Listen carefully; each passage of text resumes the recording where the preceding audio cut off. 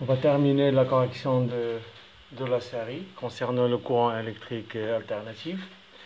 Exercice 3, grand 2. Bon, revenons à la série. Voilà. Pour chaque oscillogramme, faire correspondre l'une des expressions suivantes. Tension alternative sinusoïdale et tension alternative. Donc on a deux oscillogrammes. L'un sous forme d'une droite, d'un trait qui est horizontal, l'autre sous forme des oscillations. Donc petit 1, déterminant pour chaque oscillogramme la nature de la tension. Revenons à l'oscillogramme. Voilà, comme on a dit, c'est sous forme d'une droite. Bon, c'est automatiquement, c'est une tension qui est continue.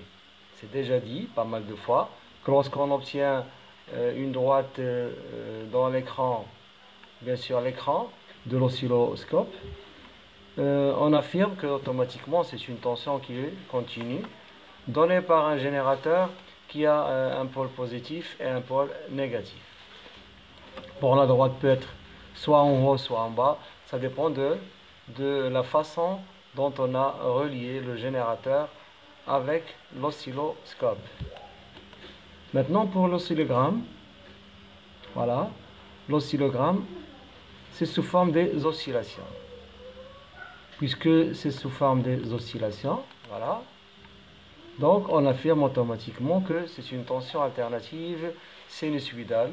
Bon, on a des alternances positives et négatives. Là c'est positive et ici c'est négative. Symétrique par rapport à l'axe horizontal, ce qui en haut c'est la même forme que ce qu'on a en bas. Il est périodique, voilà une période, voilà une autre période, ou bien voilà une période et voilà une autre. La même chose ici, une période. Donc c'est une tension alternative sinusoïdale qui est périodique. Prenons maintenant la série, toujours, pour répondre à la question suivante. Donc la question suivante, c'est quoi?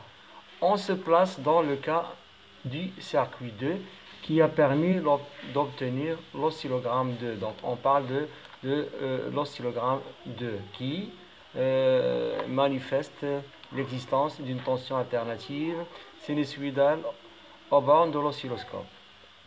La question c'est, à l'aide de l'oscillogramme 2, déterminer la valeur de la tension maximale Umax. Bon, soit on dit Umax ou bien UM, la même chose. Donc déterminons pour l'oscillogramme 2 la valeur maximale de tension Umax, ou bien encore noter encore une UM tout simplement. Bon, pour la série, on a quoi? On a la sensibilité verticale est égale à 5 volts par division. C'est-à-dire, lorsqu'on prend l'oscillogramme numéro 2, chaque division verticale représente 5 volts. C'est-à-dire ici 5 volts, ici 10 volts, 15 volts, etc. Ici moins 5 volts, moins 10 volts et moins 15 volts. Mais toujours la tension maximale est toujours elle est positive.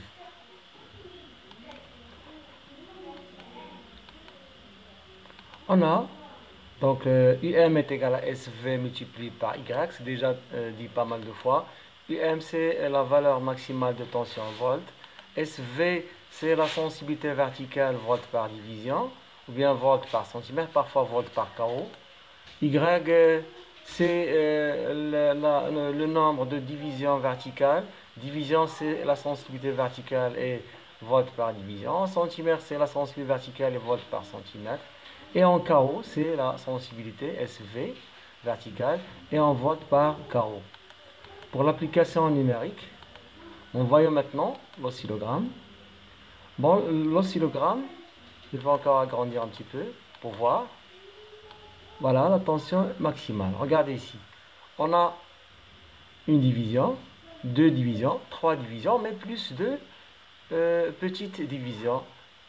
J'ai déjà expliqué comment trouver. C'est la valeur par division d'une petite division. C'est-à-dire je prends deux valeurs successives, par exemple 0,1, bien 1 et 2, bien 2 et 3, et je compte le nombre de divisions. Ici c'est 0, 1, 2, 3, 4 et 5.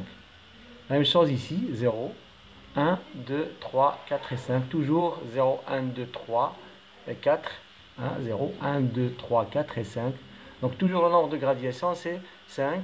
Division, je vais prendre par exemple 1 moins 0, divisé par le nombre de gradations. Voilà, 1 moins 0 sur 5, c'est 0,2 division. Donc UM est égal à 5 volts par division multiplié par 3,4 division. Pourquoi?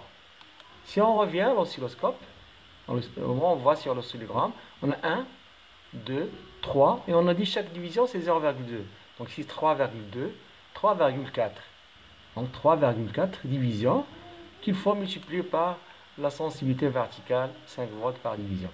Donc par la calculatrice, en simplifiant par la division, on va trouver que c'est 17 volts. Et on a répondu à la question. Revenons à la série toujours, pour voir la question suivante. Maintenant pour B, la tension lue sur le voltmètre, le circuit 2 toujours, et de U est égale à 12 volts. Cette valeur est différente de celle de U max qu'on vient de trouver, qui est égale à 17 volts. Que représente U? Bon, la tension lue sur le voltmètre représente la tension efficace, U efficace, qui est différente de la tension maximale UM donnée par l'oscilloscope. Donc l'oscilloscope nous donne la valeur maximale et le voltmètre nous donne la valeur efficace. D'accord? Donc toujours, il faut faire attention à la tension efficace et la tension. La tension efficace ne peut pas être directement calculée par l'oscilloscope. Il faut appliquer la relation U efficace égale à U maximale sur la racine carrée de 2 ou bien U max sur 1,41. Mais on peut lire directement sur le voltmètre en appliquant la même chose. U est égal à C fois N sur N0. C'est déjà expliqué dans la partie 2, la partie 1 du cours. Si on a un voltmètre analogique, C c'est le nombre, c'est le calibre, N c'est le nombre de gradations calculé ou bien indiqué par l'aiguille, et N0 c'est le nombre de gradations sur le cadran. Mais si le voltmètre est numérique, il va donner directement la valeur efficace, U efficace. Donc U efficace est égal à U, donné dans l'exercice, est égal à 12 volts. Maintenant, on nous demande, voilà, de calculer maintenant, mon petit c, calculer la valeur de la tension Umax en utilisant la relation Umax est égal à U multiplié par la racine carrée de 2. Umax c'est la tension maximale, la valeur maximale de tension. U c'est U efficace, la tension efficace. Le résultat obtenu est-il en accord avec celui trouvé dans la question 2A? On va répondre à cette question. Donc, calculons la valeur de la tension maximale Umax en utilisant la relation Umax est égal à U multiplié par la racine carrée de 2. Ou bien, on peut appliquer encore U, au lieu d'écrire Umax, on écrit UM. Au lieu d'écrire U, c'est U efficace multiplié par la racine carrée de 2. On a UM est égal à U efficace multiplié par la racine carrée de 2. U efficace, c'est 12 volts multiplié par la racine carrée de 2. Donc on va trouver c'est 16,97 volts. Bon, la question suivante, c'est de comparer le résultat obtenu est-il en accord avec celui trouvé dans la question 2A. On va voir. Dans la question 2A, on a trouvé, voilà, je reviens là, on a trouvé que UM est égal à 17 volts en appliquant la relation UM est égal à SV fois Y. SV c'était 5 volts par division et Y est 3,4 division, on a trouvé 17 volts. Mais maintenant, on vient de calculer, dans la question 2C, on a trouvé, voilà, 16,97 volts. Donc il est clair que les deux valeurs sont approximatives. Donc 16,97 volts, c'est égal à peu près à 17 volts. Donc ce sont deux valeurs qui sont exactes. D'accord? Et puisque c'est expérimental, c'est pourquoi cette petite différence qui est négligeable. Revenons toujours à la série pour voir la question qui nous reste. La sensibilité horizontale est de 5 millisecondes par division. Détermine à l'aide de l'oscillogramme, de toujours, la période T du signal est exprimée en secondes, cette valeur-là. Si on prend l'oscillogramme, regardez ici, voilà la tension, voilà plutôt la période de ce point-là. Toujours, j'ai dit pas mal de fois de prendre une alternance positive et une autre qui est négative. Et on calcule le nombre de divisions. Ici, on a 1, 2, 3 et 4 divisions. Pour l'exercice, on a chaque division représente 5 millisecondes. C'est-à-dire ici, on a 5 millisecondes, 10 millisecondes, 15 millisecondes et 20 millisecondes pour la période. Mais il faut la déduire en utilisant la relation. Donc, calculons la période T. T est égal à SH fois X. Toujours, c'est un rappel. T, c'est la période en secondes. SH, c'est la sensibilité horizontale. Seconde ou bien millisecondes par division. La même chose, seconde par centimètre. Et X, c'est le nombre de divisions horizontales par division, ou bien par centimètre, ou bien par carreau. Ça dépend de l'exercice. Comment on a pris SH. Donc, l'application numérique.